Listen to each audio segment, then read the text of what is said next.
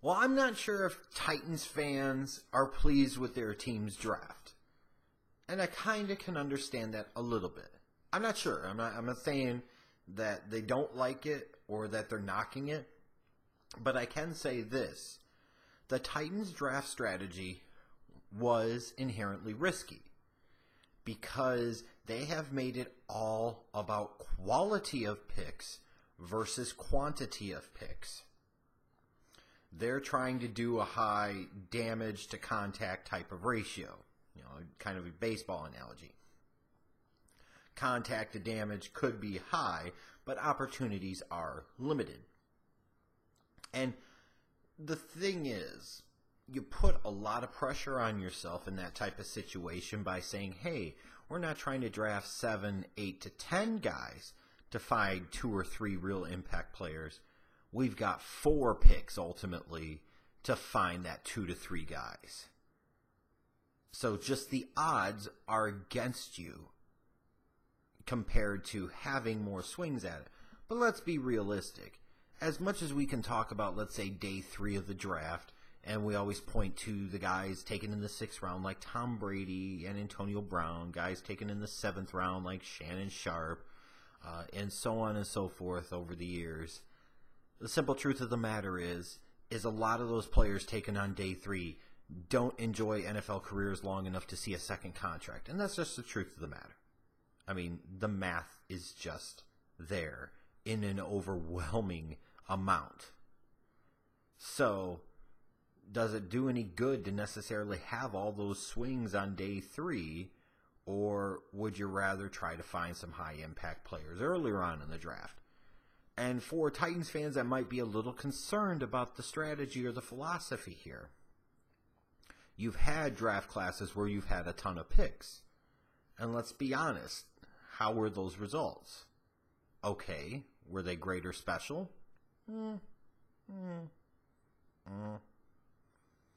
I mean, you got a Kevin Byard in the 3rd round, so it certainly doesn't hurt. But I'll put it this way. I'll use the 2016 Jacksonville Jaguars draft class as a good example of quality versus quantity. If I told you the team had traded away all their day 3 picks, don't even count day 3, it doesn't matter, and they only had picks in round 1, round 2, round 3.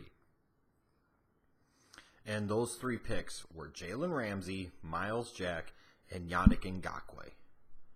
What would you say about that draft class? Would you give 2 flying flips about them if they didn't have a single day 3 pick? Hell no. Would you have cared if they gave up a 2nd or 3rd round pick in the next year's draft to get those 3 guys? Hell no, and if you do, you're stupid.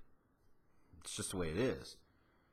That was the draft that not only helped push the Jaguars over the edge and made them divisional champs in 2017, it damn near helped make them conference champions. They got one of the best corners in the league in Jalen Ramsey, one of the most athletic linebackers in the league in Myles Jack, and an intriguing, young, productive edge rusher in Ngakoue in round 3.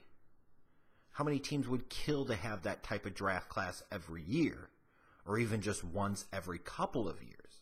So if you're a Titans fan and worried about the limited number of picks, if you got guys ultimately that can produce at a similar level to that, does it matter? The answer is hell no.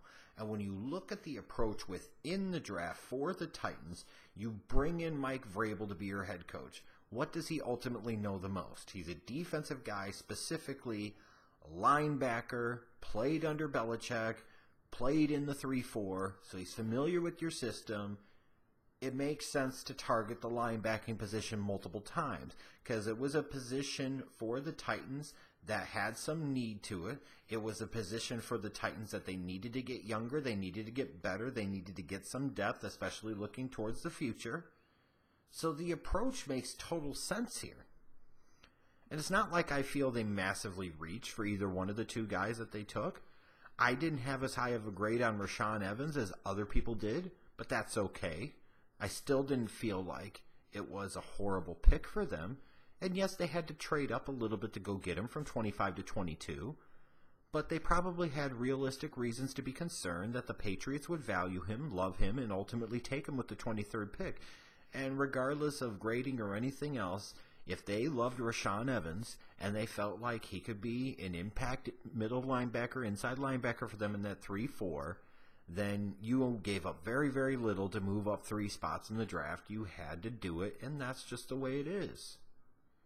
If you wanted him and you loved him enough, go get him and just focus on making sure he pans out, because then long term it's not going to matter.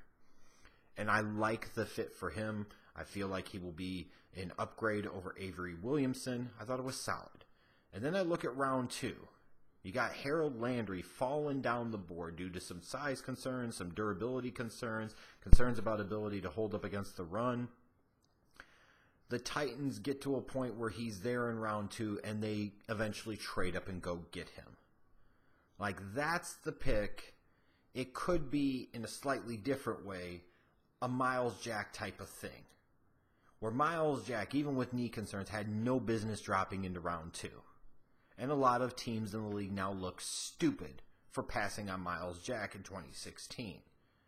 Harold Landry, as an edge rusher, could have some of that same type of impact going forward, where we're looking at other teams and saying, why did you pass on Harold Landry? He could really present a potential long-term steal for this organization. Oh, he gave up a 3rd-round pick or whatever to go up and get him. If he can become a double-digit sack type of guy, who gives a shit? Flat out. And then I look at the other picks. In the 5th round, Dane Cruikshank, the safety from Arizona. I liked this pick. I thought he was a bit of a steal here, frankly. I thought it was pretty good value. Worst case scenario, he's your 3rd safety. He's dime. He's nickel. He can do some different things. Round 5, again, not bad. Not bad at all. The only pick of the Titans and the only move that they made that I thought was a head-scratcher, frankly, was taking Luke Falk in round 6. I just didn't really get it, because he's an entirely different quarterback than Mariota. And if Mariota gets injured and you were looking to Luke Falk to be your backup, then you have to dramatically change what you do. And I know in the past I've said, well, if you've got this guy here as your backup, I might like a guy that's different in terms of being more mobile. There's a reason I say that. If you've got a more statuesque pocket passer type of guy, it might be nice as the backup to have somebody who's a little bit different from an athletic standpoint, because if plays break down or things don't go as well, they could still default to natural athleticism, their movement skills, and be able to pick up yards and move the chains with their feet. They can change the look for the defense who is prepared for pocket passer A, and instead they get athletic scrambling guy B. I don't think the dynamic works as well when the starter, guy A, is the athletic mobile one, and guy B is the statuesque pocket passer. In round 6, I didn't think backup quarterback was that huge of a need, but if they were going to take him, there were better quarterbacks on the board. Again, it might not matter long term, but I just didn't really get that pick that much. But I'm talking about a backup quarterback taken in the 6th round, so how much does it really matter? Ultimately, for the Titans and their fans, they have to hope that they got 2 starting linebackers, a 3rd safety, and a long-term backup quarterback. Because if you did, then that's a pretty good draft. It's not a great draft, but it's a good draft. And ultimately, again, you bring in the defensive-minded head coach. You had some needs at the linebacking position, and you address those needs. It makes logical sense. I was really surprised, though, that their only pick on the offensive side of the ball was an immobile quarterback in round 6. I thought they should have maybe addressed the interior of the offensive line at some point, especially since the interior line class was pretty good. As ultimately, you can talk about building up the defense, but you only get to a certain point if you can't get Mariota healthy and you can't help him progress, grow, and improve as a starting quarterback. That really surprised me that they didn't address the offensive line one time. And ultimately, you only had so many picks anyways, with moving up to get Evans, with moving up to get Landry. and then maybe you really like Cruikshank, there weren't a lot of swings anyways, but I felt like at some point in time they maybe should have tried to take a swing at an interior offensive lineman.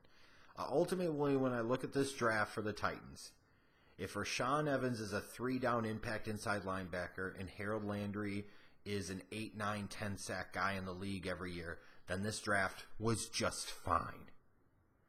On the flip side, if either one of those guys is a bust or isn't that, then this draft will be largely forgettable for these Titans, and they will look pretty stupid for having done so.